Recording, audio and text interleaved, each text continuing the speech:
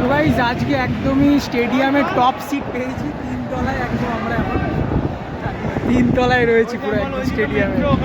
তো guys literally দেখো তোমরা, ভর্তি লোক, কত মেরিনস।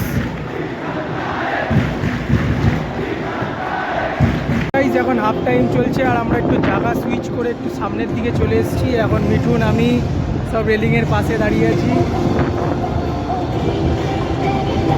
টঙের মাথায় ছিলাম, ওখান থেকে আমরা হেঁটে হেঁটে হেঁটে হেঁটে হেঁটে হেঁটে এখান থেকে আসবো।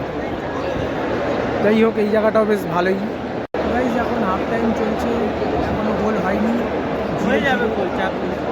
দেখা যাক, আমরা জিতবো আশা করছি আমরাই জিতবো। এটা ব্যাঙ্গালোর ফ্যানকে দেখিয়ে দে।